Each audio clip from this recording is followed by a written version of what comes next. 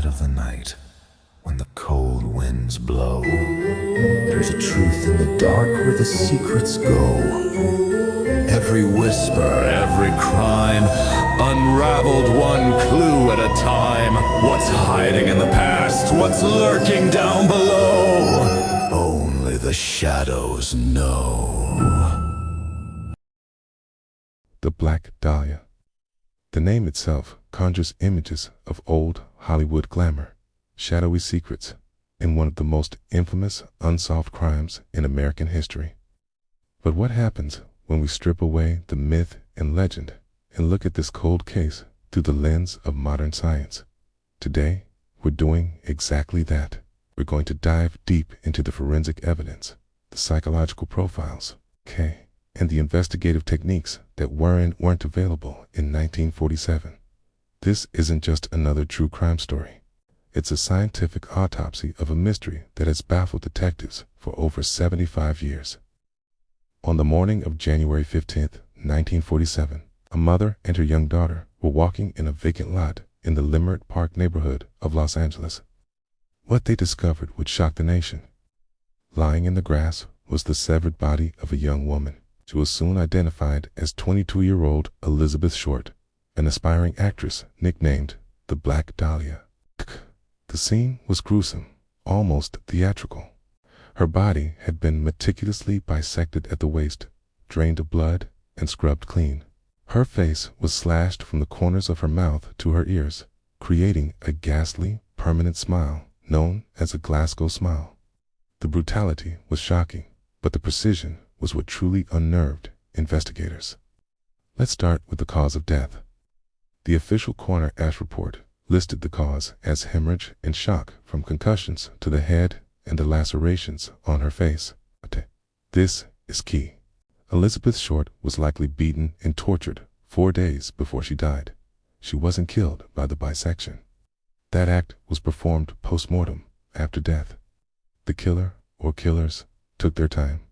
The surgical precision of the bisection itself is a major point of debate. Early reports suggested the cut was so clean it must have been done by a doctor or someone with medical training. This led the investigation down a path of interviewing countless medical students, surgeons, and even butchers. The technique used was called a hemicorporectomy, a procedure so rare and complex that even experienced surgeons would find it difficult. This medical expert theory became a cornerstone of the investigation for decades. However, modern forensic analysis offers a different perspective. Experts now argue that while the cut was neat, it didn't necessarily require a surgeon's skill, a person with anatomical knowledge.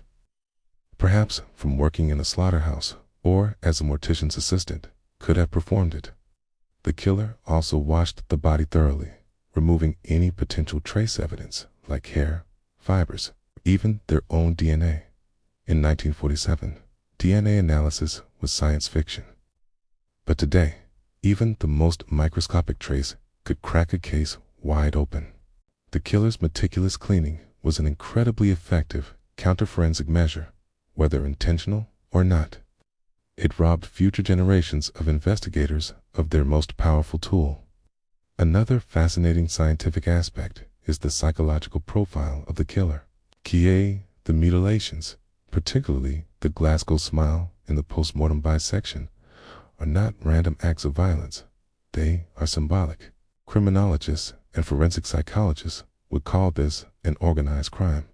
The killer planned the abduction, the murder, and the disposal of the body.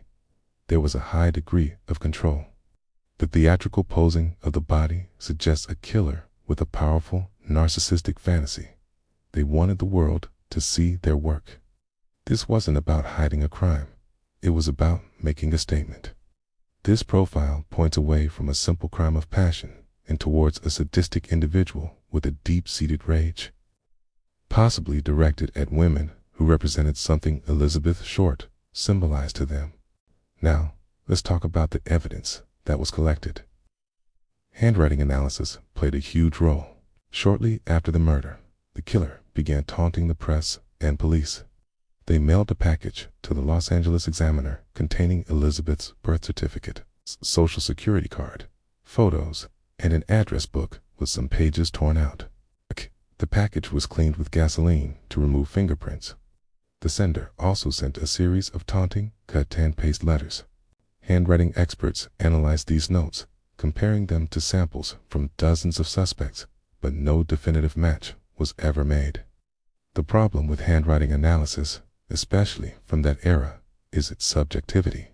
While it can be a useful tool, it's not as conclusive as something like a fingerprint or a DNA match.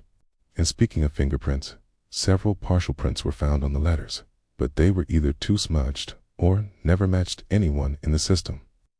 The investigation itself was a product of its time. The Los Angeles Police Department was overwhelmed. Hundreds of officers were assigned to the case, and they pursued thousands of leads. The media frenzy was unprecedented, leading to a flood of false confessions. Over 60 people, mostly men, confessed to the murder.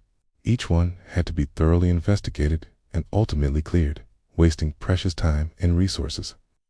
Today, a false confession can often be quickly debunked using forensic evidence. But in 1947, it was a much more laborious process. The police relied heavily on witness testimony and old-fashioned shoe-leather detective work. But with a victim who had a transient lifestyle and many acquaintances, the pool of potential suspects was enormous. So, could modern science solve the Black Dahlia case today? It's a tantalizing question. If Elizabeth Short's body were discovered now, the crime scene would be a treasure trove of information. Forensic specialists would collect soil samples, pollen, and microscopic fibers. They would use advanced techniques to find latent DNA on her body, even if it had been washed. The gasoline-cleaned package sent to the newspaper. Modern labs might still be able to recover DNA or other trace evidence from underneath the stamps or on the adhesive of the envelope. Digital forensics could analyze the lives of suspects in a way that was impossible back then, tracking their movements, communications, and digital footprints. We could potentially reconstruct the last days of Elizabeth's life with far greater accuracy. Over the years, many theories and suspects have emerged. From famous Hollywood figures to obscure doctors, the list is long. Perhaps the most compelling modern theory comes from Steve Hodel, retired LAPD detective who believes his own father, Dr. George Hodel, was the killer. He presents a mountain of circumstantial evidence, including handwriting similarities, photos of a woman resembling Elizabeth Short in his father's possession, and even cadaver dog alerts at his father's former home. While his theory is detailed and fascinating, without a confession or direct DNA evidence, it remains just that theory. The district attorney's office has reviewed his findings, but has never officially named George Hodel as the killer. The Black Dahlia case is a chilling reminder of the limitations of a bygone era of investigation. But it's also a testament to the enduring power of a mystery. It forces us to look at the intersection of science, psychology, and the dark side of human nature. While the killer's identity may be lost to time, the scientific lessons learned from the case have shaped modern criminal investigation.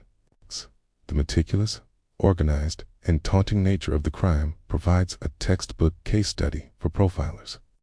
The failure to preserve and analyze trace evidence underscores the importance of the forensic techniques we now take for granted. Elizabeth Short's story is a tragedy, but her case file has become an invaluable, if grim, scientific text. It teaches us not just about how to solve crimes, but about the profound importance of every microscopic detail left behind. Thank you for joining me on this scientific deep dive into one of history's most haunting cold cases. What are your theories? Do you think the case could ever be solved? Let me know in the comments below.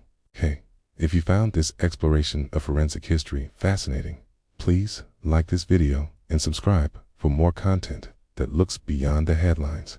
Stay curious.